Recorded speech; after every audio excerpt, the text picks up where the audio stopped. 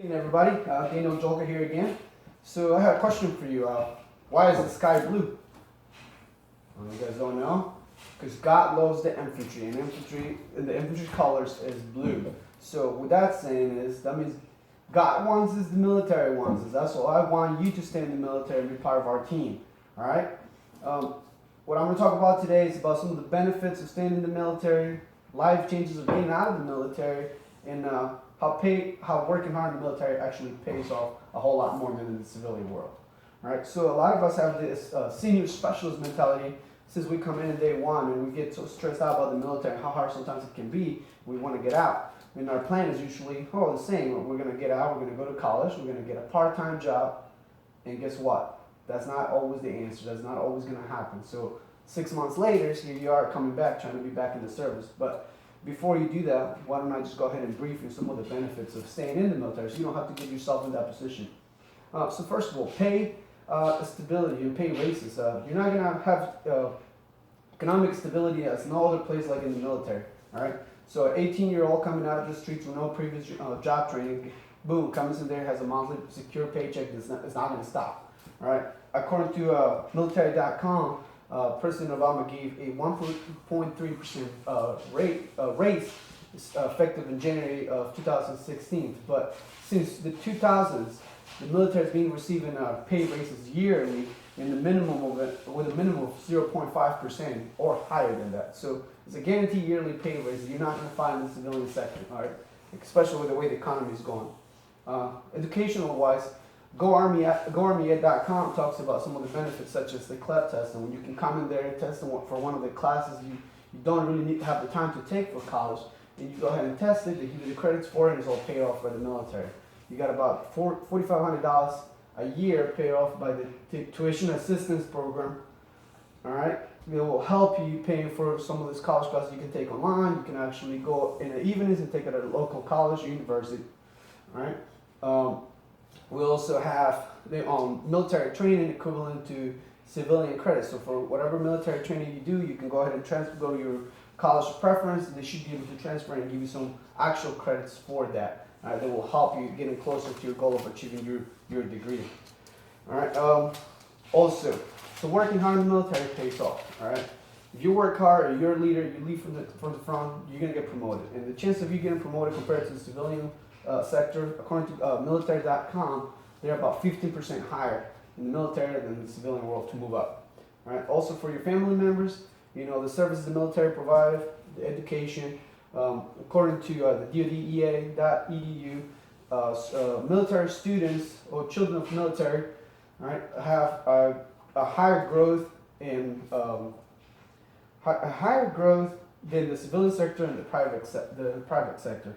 All right, so the DoD provides a lot of good services for you, your spouses, training for your wives, your children, so they can get a jobs on post, and everything. All right, so that's another good thing about the military. Promotion. We talk about promotion in the military. I talk about the 15% of higher chances of getting promoted in the military than the civilian world. Right?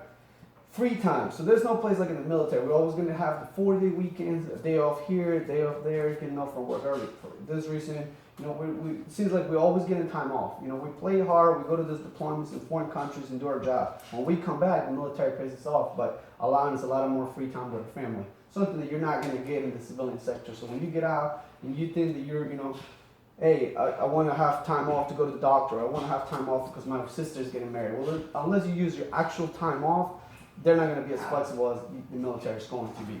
Right? So that's another good reason why to stay in the military. And some of us changed about the civilian world.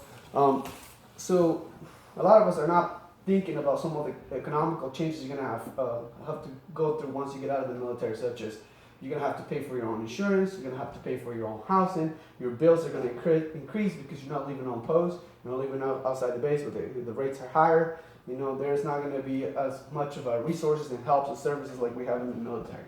So with all this saying, I want to conclude my briefing by saying, I am a true fan of the military, and some of the, and I try to do that by following the military guidance, do what I'm told, because usually this is gonna be the key to get you promoted, get you moved up to the next rank. So with the military, working hard pays off.